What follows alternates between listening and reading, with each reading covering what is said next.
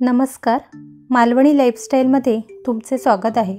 आज आपण बनवणार आहोत नारळी पौर्णिमेनिमित्त योग्य मापानुसार परफेक्ट होणारी अशी खोबऱ्याची वडी। नारळाच्या वड्या बनवण्यासाठी इथे मी एक मोठी पाऊण वाटी मिक्सरमधून वाटून घेतलेलं ओलं खोबरं गच्च भरून घेतलं आहे। त्याच वाटीच्या मापाने तेवढीच साखर घेतली आहे। या आकाराचे 2 छोटे बटाटे उकडून स्मॅश करून घेतले आहेत। त्यानंतर 1 चमचा तूप, वेलची पूड आणि पाव वाटी दूध एवढं साहित्य लागेल।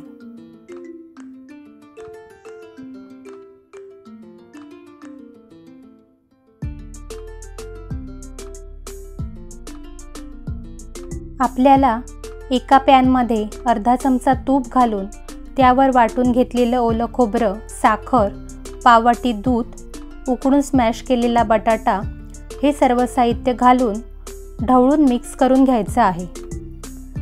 आता साखर वितळून खोबऱ्याचे मिश्रण ओलसर व्हायला सुरुवात झाली आहे। मंद आचेवर आपल्याला हे वडीचे मिश्रण सतत ढवळत राहायचे आहे, नाहीतर हे खोबरे तळाला करपून वडीमध्ये काळपटपणा येतो। आता यामध्ये पाव चमचा वेलची पूड घालून मिक्स करूया।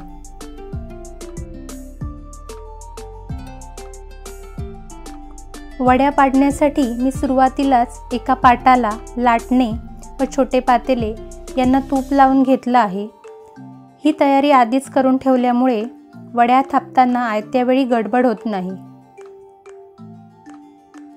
10 ते 12 मिनिटांनंतर इथे तुम्हाला दिसेल यातील पाणी सुकून हे मिश्रण अशा प्रकारे एका ठिकाणी गोळा होत आहे।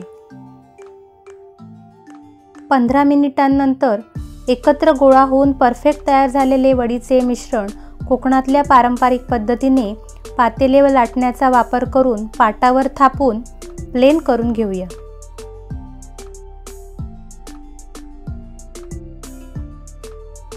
त्यानंतर सुरीचा वापर करून आपल्या आवडीप्रमाणे खोबऱ्याच्या वड्या कापून घ्याव्यात।